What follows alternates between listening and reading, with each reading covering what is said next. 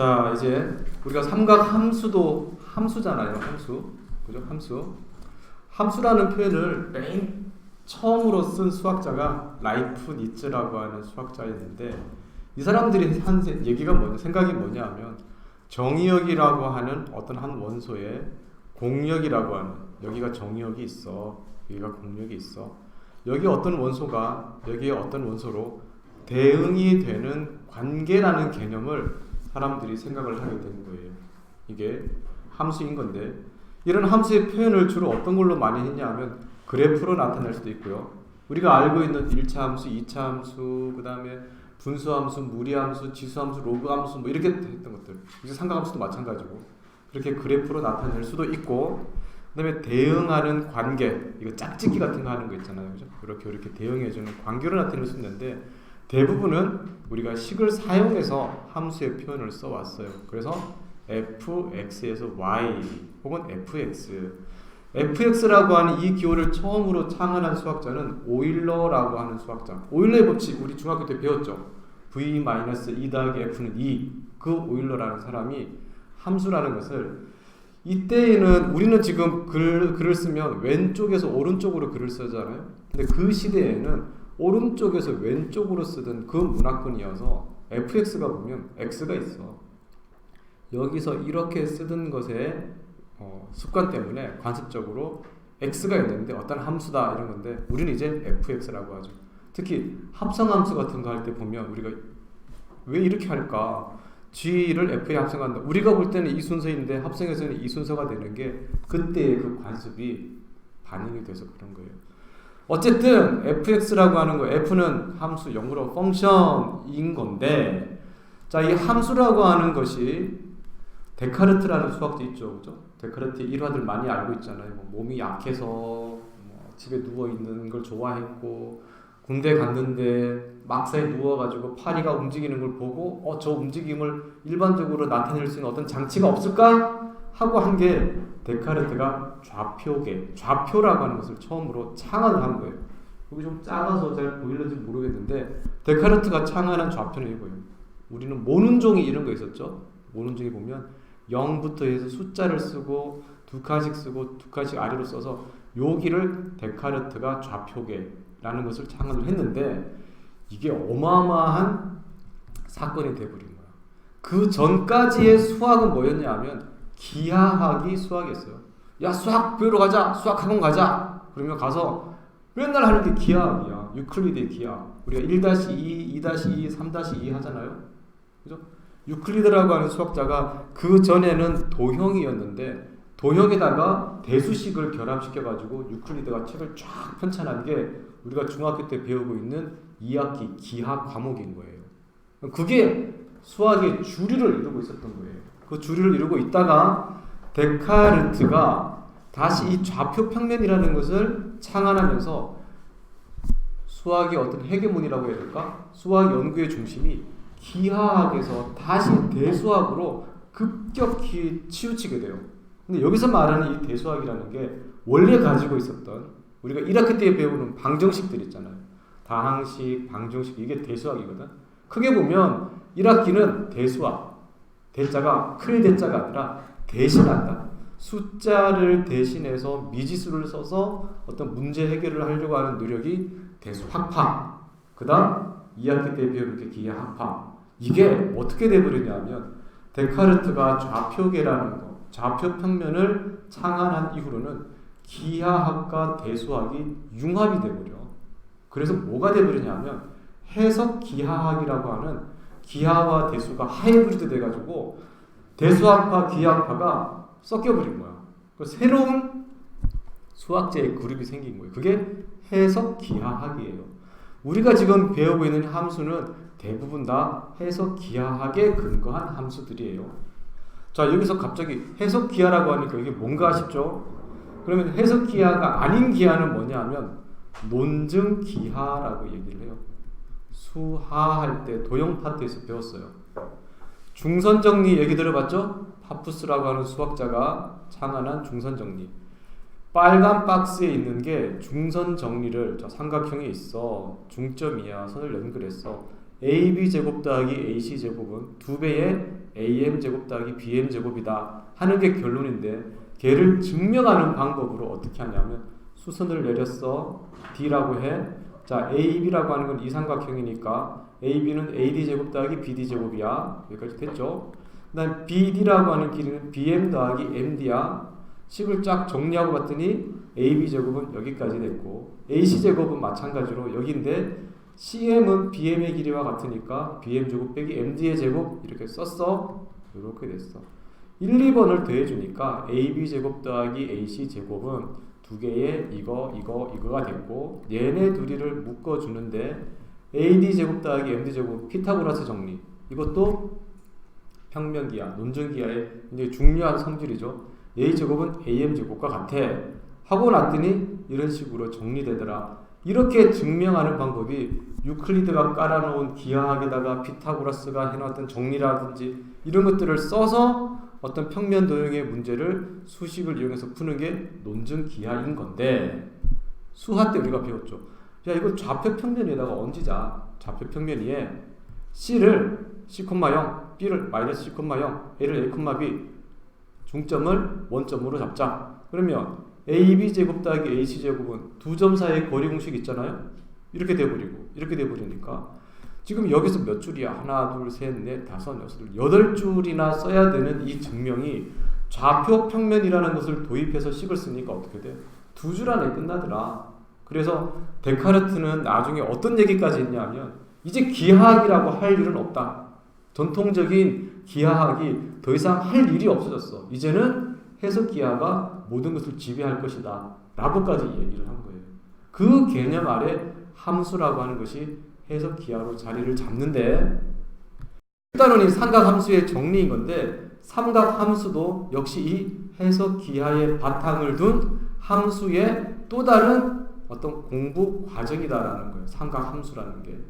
자, 삼각함수가 갑자기 툭 튀어나온 게 아니라 함수가 가지고 있는 1차 함수, 2차 함수, 분수함수, 무리함수, 지수함수, 로그함수, 그 다음에 삼각함수 이렇게 얘기했던 그 함수의 한 과정이고, 이 함수를 좌표 평면 위에 올려서 해석 기하의 방식으로 우리가 앞으로 공부를 하겠다라는 거예요. 그러면 중학교 때 우리가 많이 배웠던 삼각 B하고 삼각함수의 차이점은 뭘까요? 자, 삼각 B라고 하는 것은 직각 삼각형에서 하는 이야기예요. 그러다 보니까 직각 삼각형이니까 얘는 어디죠? 평면에서, 평면 도형에서 하는 이야기예요. 즉 논증 기하의 일부분이에요. 논증 기하 말 어렵게 썼지만 우리가 배웠던 3-2 중학교 때 기하, 유클리드가 깔아놓은 기하의 판 위에서 하는 게 삼각 B예요. 얘는 직각 삼각형에서 세 변이 있을 거 아니야. 밑변, 빗변, 높이가 있잖아. 두 변을 선택해서 그 길이의 B를 계산한 거예요. 우리가 익숙하게 알고 있는 표현들이 있어요. sin A. sin A 뭔지 알죠? 이거분의 이거. 코사인은 뭐죠? 이거분의 이거. 탄젠트는 뭐죠? 이거분의 이거죠. 더 있어요. 얘네들의 역수도 어차피 B는 있을 거 아니야. 그지? 그 B가 얘는 코시퀀트 A라고 하고, 나중에 배우게 돼요. 시퀀트 A라고 하고, 코탄젠트 A라고 해요. 중학교 때는, 그리고 수원에서도 이런 표현은 거의 안 써요. 그렇지만 정의 자체는 일반화했기 때문에 직각삼각형에서 두 변의 길이의 B니까 A분의 C라는 것도 있을 수 있잖아. B분의 C도 있을 수 있고 B분의 A도 있을 수 있잖아. 그런 것들을 다 정의할 수 있는 거예요. 자, 삼각 B는 평면 도형에서 논증 기하의 월드에서 다뤘던 B의 개념이에요. B의 값. 그러면 삼각 함수라고 하는 건 뭐냐면, 자, 이제 함수라고 했기 때문에 함수라고 하는 것은 정의가 뭐였죠? 정의역이 있죠. 또 공역이 있을 거 아니에요. 삼각 함수의 이 정의역은 실수 전체를 정의역으로 삼고 싶은 거예요. 좌표 평면을 x축이라고 그었을 때 이 x축에 누구는 되고 누구는 안 되고 이런 게 아니라 x축에 있는 모든 수에 대한 대응 관계를 만들고 싶은 거란 말이야. 그게 함수가 가지고 있는 일반적인 성격. 어떤 각일 때는 되고 어떤 각일 때는 안 되고, 자연수, 정수, 유리수, 무리수에만 되는 게 아니라 모든 실수 x를 정의역으로 뒀을 때 각각의 하나씩 대응에 관한 그 관계를 삼각함수라고 하는 이 프레임으로 해석을 하고 싶은 거란 말이에요. 자, 그러면 우리가 여기서는 직각삼각형이니까 직각삼각형 아무리 잘해봤자 얘가 뭐니? 예각삼각형, 직각삼각형, 둔각삼각형 이런 거잖아. 각이 0도에서 360도를 넘어설 수 있어요, 없어요? 평면에서는. 평면도형. 유클리드가 깔아놓은 이 판에서는 각이 360도 안에 제한이 되는데 함수는 어떻게 하고 싶은 거지? 모든 실수에 대해서 다 다루고 싶단 말이야. 양도 있고 음도 있고, 그지? 30도, 60도, 90도만 있는 게 아니라 540도, 100만도, 1000만도, 마이너스 7분의 250만도 이런 걸 다 다루고 싶기 때문에 각이라고 하는 개념이 지금까지 썼던 각의 개념으로는 안 될 거다. 예각, 직각, 둔각, 고작 이거 갖고는 안 될 거고 각이라는 개념이 모든 실수를 다룰 수 있도록 각이라는 개념도 새롭게 약속을 하고 정의를 해야 될 거다.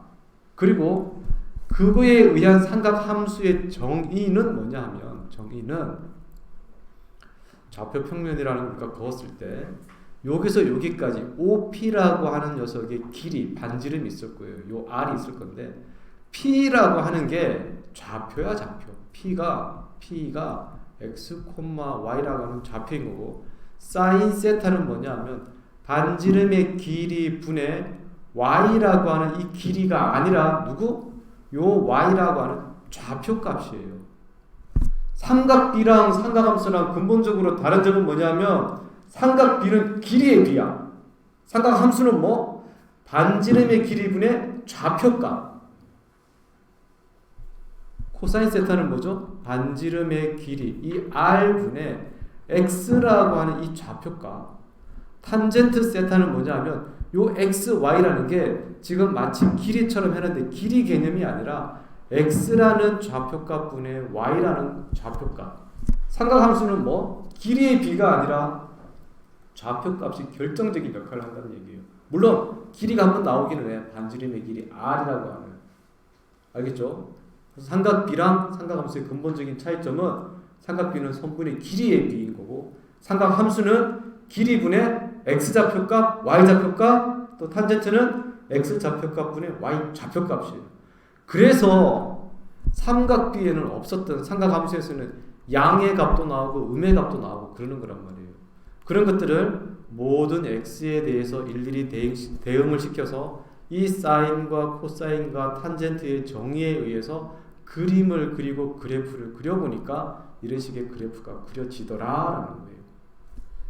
선생님이 지금 한 10몇 분 동안 함수 얘기 나오고 데카르트 얘기 나오고 논증기하, 해석기하 이런 얘기를 깔았던 이유는 뭐냐면 함수라고 하는 것은 해석기하의 한 연구 영역이에요. 뭐 하고 싶은 거라고? 정의역이 있어. 정의역이 실수 전체야. 그걸 데카르트의 좌표 평면에 의하면 X로 쫙 깔아줄 거란 말이야. 삼각비와 삼각함수는 근본적으로 설정 자체가 다르다. 삼각함수는 R분의 X좌표, R분의 Y좌표, X좌표분의 Y좌표. 그러나 나중에 우리가 익숙해지다 보면 삼각함수를 잘 다루는 과정에서는 중학교 때부터 알고 있었던 삼각비를 잘 활용을 하기는 해요. 그러다 보니까 여러분들이 어느 순간에는 삼각함수랑 삼각비랑 거의 똑같은 것처럼 느껴지는 건데 근본적인 정의 자체는 완전히 독립되고 별개의 개념이에요. 삼각함수를 좀 편리하고 익숙하고 잘 다루려고 문제를 좀 잘 풀려고 삼각비를 활용할 뿐이에요. 여러분들이 명심하세요. 하는 것을 어떻게 정의해서 쓰고 있었냐 하면 원이 있을 거예요. 원을 360등분 할 거예요. 360등분 해서 각각의 호에 대해서 360개 요거 얘예요. 원을 360등분 해서 그 호를 딱 그렸을 때 얘에 대한 이 중심각의 크기를 1도라고 하는 거예요. 1도. 우리가 생활에서 쓰는 거 1도. 1도를 또 60개로 또 쪼개. 그거는 1분이라고 해요. 1분을 60개로 또 쪼개. 그걸 1초라고 해요. 그래서 도, 분, 초라고 하는 각의 크기. 일상생활에서 굉장히 많이 쓰는 특수각 3, 6, 9, 30도, 60도, 90도라고 했던 것은 바로 원을 360개로 쪼개고 또 각각을 60개로 쪼개고 쪼개서 했을 때의 호의 길이에 대한 중심각의 크기를 나타내는 방법을 60분법이라고 썼어요. 그런데 이 60분법 가지고는 뭘 밖에 못해? 0도부터 360도까지밖에 못 나타내겠는 거야. 근데 우리가 함수라고 하는 것은 정의역을 실수 전체로 잡아야 되기 때문에 이 각을 지금까지 썼던 이 60분법이라는 각에 갇혀가지고는 함수의 개념을 성립을 못 시켜. 그래서 사람들이 고민했겠죠. 야, 우리 각을 새롭게 좀 약속하고 정의를 하자. 360개로 쪼갤 게 아니라 어떻게 하기로 하냐면 모든 원은 반지름이라는 게 있을 거 아니냐. 이 반지름의 길이가 있을 텐데 이 길이와 똑같은 호의 길이를 그려주자. 이렇게 반지름의 길이와 호의 길이를 똑같이 만들었을 때 그때 만들어지는 이 중심각의 크기를 우리가 어떤 단위로 정하자라고 약속한 거예요. 봐요. 반지름의 길이가 r인 원이 있는데 그 위에다가 호의 길이가 r이 되도록 잡아줬을 때 이 호에 대한 중심각의 크기는 항상 반지름의 길이에서 항상 일정해요. 동전만 하든 뭐 축구공만 하든 뭐 지구만 하든 반지름의 길이와 중심각의 길이를 같게 만들었을 때 그 중심각의 크기는 항상 일정해요. 그럼 우리가 그거를 라디안이라고 하자라고 약속을 한 거예요. 1라디안이라고 하자. 예를 들어서 요 길이가 1이고 요 길이가 1이면 요게 1라디안이야. 그럼 내가 요 호의 길이를 딱 두 배로 키웠어. 여기가 1이었는데 요 길이와 똑같게 길이를 더 넓혔어. 그럼 여기서 여기까지는 몇 라디안? 2라디안이 되는 거예요. 그런 식으로 정의하다 보면 반원은 2파이 r인데 반지름의 길이가 1이면 반원은 파이가 될 거 아니에요. 파이라는 것이 우리가 파이니까 여기는 얼마가 되는 거예요? 파이 라디안이 되는 거예요. 파이 라디안. 여기가 파이 라디안인데 60분법으로는 몇 도라고 부르죠? 180도라고 부른다는 거예요. 이게 중요한 개념이죠. 파이 라디안은 180도다. 1라디안이라는 게 이 정도 각을 가지고 있어요. 호도법과 60분법의 관계는 우리가 앞에서 했죠. 파이 라디안은 180도. 앞으로 라디안이다라고 하는 이 표현은 생략하고 쓸 거예요. 그냥 파이라고 쓸 거예요. 파이라고 쓰면 앞으로 단위는 대부분 다 라디안이에요. 1이라고 써도 1라디안, 4분의 3이라고 쓰면 4분의 3 라디안이지 도는 몇 도라고 일일이 표시해 줄 텐데 도라는 개념이 없는 각은 전부 다 라디안이에요. 그래서 파이는 180도가 성립해요. 그러면 우리가 180을 나눠주면 1도는 180분의 파이가 되겠죠. 실제로 계산해보면 0.017 라디안이 되고 1라디안은 어떻게 되나요? 파이분의 180이 되니까 계산해보면 57도쯤 대략 60도 좀 모자라는 그 중심각이 1라디안인가. 1라디안 생각보다 각의 크기가 커. 됐죠? 그래서 우리가 파이는 180도 이거 하나 익혀놓은 다음에 1도는 180분의 파이니까 60분법을 호도법을 60분법으로 변환할 때 60분법을 호도법으로 쓰는 건 쉬워. 어떻게? 1도가 180분의 파이니까 360 곱하기 180분의 파이를 해주면 돼. 그 다음 호도법을 60분법으로 바꾸는 건 더 쉬워. 왜? 파이가 뭐와 같지? 180. 파이 자리에다가 180 넣고 계산해주면 돼. 그게 변환하는 방법이니까 굳이 외우려고 덤비지 마시고 파이 라디안은 180도다 라고 하는 이 개념의 머릿속에 잘 자리 잡고 있어야 돼요. 자, 부채꼴의 호의 길이와 넓이.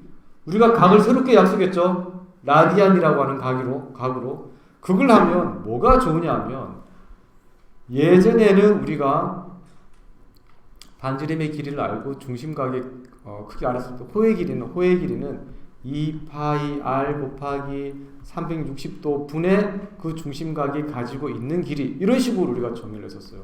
넓이는 얼마냐면 원의 넓이에 대해서 중심각에 대한 360도에 대한 그 중심각의 비, 이렇게 호의 길이와 넓이를 정의를 했는데 이제 라디안이라고 하는 각을 쓰면 잘 봐봐요. 전체가 2파이일 때 세타 라디안이면 2파이 r일 때 l이니까 약분 해주면 l은 호의 길이는 r 세타. 뭐만 하면 돼? 반지름의 길이랑 중심각의 크기를 곱하면 그게 바로 호의 길이가 돼. L은 R세타. 또 넓이는 2분의 1 R제곱 세타. 반지름 제곱해 중심각의 크기를 갖다가 곱해주기만 하면 돼. 그게 넓이야. 혹은 반지름의 길이와 호의 길이를 곱해도 우리가 부채꼴의 넓이를 구할 수 있더라라는 거예요. 라디안을 쓰게 되면 L은 R세타 2분의 1 R제곱 세타 2분의 1 RL. 이거 다 기억이 나죠? 주의할 점은 이 각을 60분법으로 그냥 두면 안 된다는 거. 문제에서 만약에 여기가 60도라고 하면 얘를 3분의 파이라는 걸로 변환해주고 이 공식을 써야지 아무 생각 없이 그냥 2분의 1 곱하기 반지름 곱하기 60도 이렇게 하면 틀린다는 거야. 이 공식을 쓰려면 중심각의 크기는 라디안으로 변환했을 때에만 작동이 되는 공식이다. 60분법을 쓰고 싶으면 중학교 때 배웠던 이걸 써라 하는 거예요. 삼각비의 정의 얘기했죠. 직각 삼각형에서 변의 길이의 비. 그 특수각들 여러분들 알고 있죠? 자, 이제 삼각함수 다시 한 번 더 얘기합니다. 삼각함수. 각 한 번 더. 지금까지는 각을 뭐라고 불렀냐면 한 점에서 그은 두 반직선에 의해서 이루어지는 도형이다라고 얘기했어요. 그러니까 논증 기하에서 유클리드가 만들어 놓은 그 세계관에서는 각이라는 건 뭐냐면 한마디로 말하면 각은 도형이에요 라고 얘기를 했어요. 이제는 각은 도형이 아니라 뭐라고 말할 거냐면 어떤 회전한 양이라고 얘기할 거예요. 이제 각은 도형이 아니라 뭐라고? 회전한 양이에요. 자, 회전한 양인데 잘 봅니다. 이제 어떤 정의를 우리가 했죠. 뭐를 정했냐면 OX라고 하는 반직선을 그었어. OX를 우리는 뭐라고 이름 붙이기로 했죠? 얘가 OX는 뭐예요? 뭐라고 했어요? OX는 시초선이라고 했죠. 시초선. 여기서부터 출발한다라는 뜻이에요. 여기서부터 출발해서 회전한다 그랬죠? 오케이. 자, 여기서부터 회전한다. 회전을 하는데 이렇게 회전할 거야? 아니면 이렇게 회전할 거야? 회전에 대한 방향에 대한 고민이 생길 수밖에 없지. 이제 각을 이제 양으로 정의하려다 보니까 출발선이 있는데 야, 너 위로 가고 싶냐 밑으로 가고 싶냐 할 수밖에 없었잖아. 그래서 약속을 어떻게 했냐면 좌표 평면이 데카르트가 1, 2, 3, 4 이렇게 만들어놨잖아. 그러면 1, 2, 3, 4분면 이렇게 가는 것을 우리가 양의 방향이라고 얘기할 수밖에 없었고, 그러면 반대로 가는 것을 음이라고 하자라고 한 거예요. 회전하는 방향이 있는 거야. 각이 양의 각이 있고 음의 각이 있는 거예요. 그 다음 OP를 뭐라고 말했죠? 얘를 동경이라고 얘기해요. OP 이 반직선을 동경이라고 하는 거야. 자, 동경이 여기에 왔어. 자, 시초선에서부터 동경이 딱 이 위치에 왔어. 그런데 우리가 이 위치에서 어떻게 왔는지 얘의 히스토리를 알 수가 있니 없니? 없죠. 봐요. 얘가 한 번만에 이렇게 왔는지, 얘가 뒤로 돌아서 이렇게 왔는지, 얘가 여기를 어마어마하게 돌다가 이렇게 왔는지, 또는 이렇게 돌다가 뒤로 돌다가 이렇게 왔는지 얘의 히스토리를 알 수 있어요? 없어요? 없단 말이에요. 그러면 이 각을 어떻게 우리가 정의해 줄 거냐라는 고민이 생길 수밖에 없었지. 몇 바퀴 돌고 왔냐, 양으로 돌고 왔냐, 음으로 돌고 왔냐. 그래서 각이라고 하는 것을 지금 각을 그냥 회전 양이라고 하면 될 텐데 왜 각 앞에 일반이라고 하는 이름을 왜 붙여요? 붙일 수밖에 없었죠. 왜? OP가 얘의 과거 전력이 어떻게 되는지 나타내고 싶어지는 거란 말이에요. 나타내야 된단 말이에요. 그래서 일반각이라고 하는 정의는 동경 OP가 나타내는 뭐라고 돼 있어요? 모든 각도. 모든 각도. 한 바퀴를 돌든 두 바퀴를 돌든 뒤로 돌든 모든 각도를 나타내주는 방법이 일반각이라고 하는 개념이 필요했던 거예요. 평면도형에서는 도형이니까, 각은 도형이니까 라고 끝났는데 삼각함수를 다룰 때에는 자, 이제 시초선과 동경이라는 개념을 쓰다 보니까 그냥 각 가지고는 안 되겠어. 일반각이어야 되겠어. 그럼 일반각을 어떻게 표현하기로 하냐?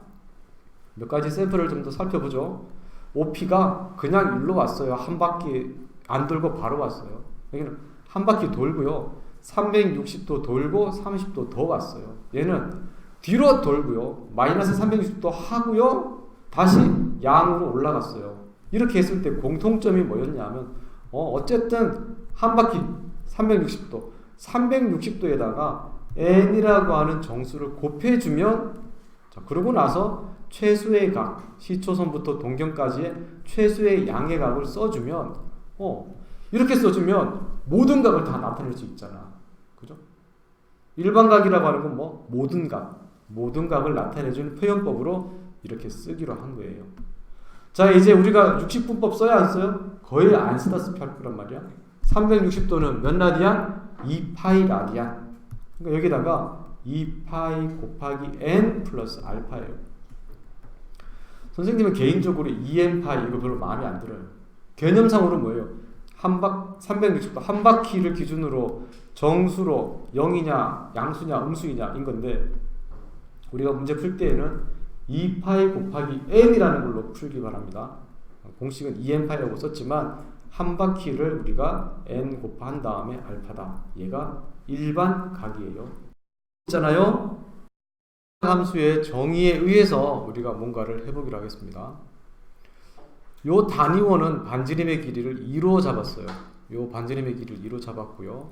현재 어떤 점피, 자 150도라고 했을 때 양의 방향으로 150도를 왔을 때에, 그럼 P라고 하는 좌표를 알아야 될 텐데, 여기가 150도면 여기는 몇 도죠? 30도죠. 이런 거 할 때 삼각비를 살짝 데리고 올 겁니다. 여기가 30도예요. 그럼 요 길이를 2라고 했어요. 그럼 여기는 삼각비를 살짝 쓰자고. 여기는 평면이니까 2대 여기는 얼마예요? 1이고 여기는 얼마예요? 루트 3이에요. 자, 요 P라고 하는 좌표를 세팅할 수 있겠죠. 이제 X좌표가 뭐죠? 마이너스 루트 3, Y좌표는 1이에요. 이제 사인 150도는 이거분의 OP의 길이가 얼마였죠? 2분의 PH, 이거 좀 잘못 설명하고 있어. PH가 아니라 우리 정의에 의해서 뭐였죠? Y좌표. 길이가 아니라, 그러니까 중간에 어떤 문제집들이 이런 식으로 설명을 해버리다 보니까 사인 150도는 선분의 길이분의 선분의 길이의 비네, 삼각비네 착각한단 말이야. 그러니까 이게 잘못됐다는 거야. 이렇게 하면 안 되고, 정의에 의해서 방금 이건 우리가 왜 삼각비를 데리고 왔냐 하면 P라고 하는 녀석의 X좌표와 Y좌표 값을 구하기 위해서 쓴 거예요.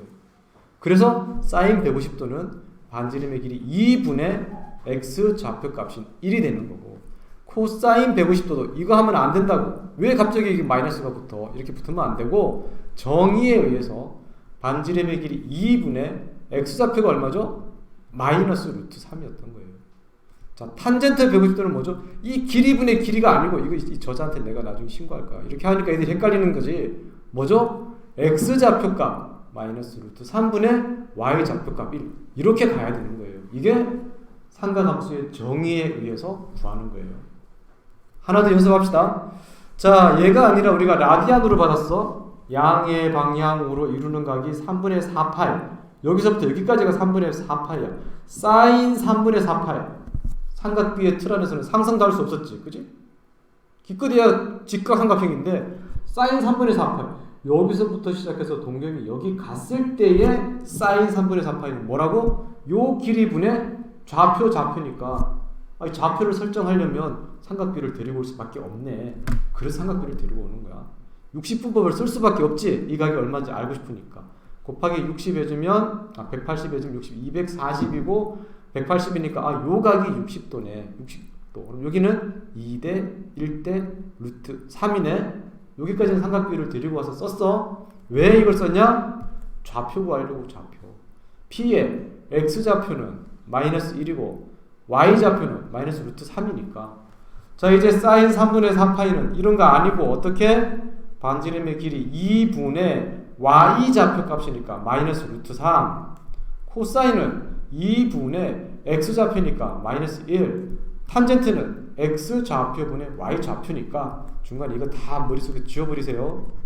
이렇게 해서 구하는 것이 바로 삼각함수의 정의를 가지고 삼각함수 값을 구하는 거예요.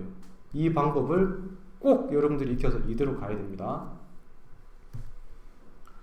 자, 이제 그러다 보니까 삼각함수라고 하는 것이 값이 부호를 가질 수밖에 없더라. 왜? 1사분면, 2사분면, 3사분면, 4사분면이고 반지름의 길이분의 x좌표, y좌표 이런 걸 다루다 보니까 동경이 어디에 위치하느냐에 따라서 플러스 마이너스라는 값을 가질 수밖에 없었잖아요.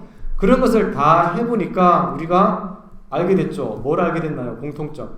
제1사분면 여기는 사인, 코사인, 탄젠트 전부 다 양수고 제2사분면은 사인만 양수야. 왜? 반지름의 길이분의 y라고 했으니까. 코사인이나 탄젠트는 r분의 x, x분의 y 했으니까 탄젠트나 코사인은 음수가 될 수밖에 없었던 거지.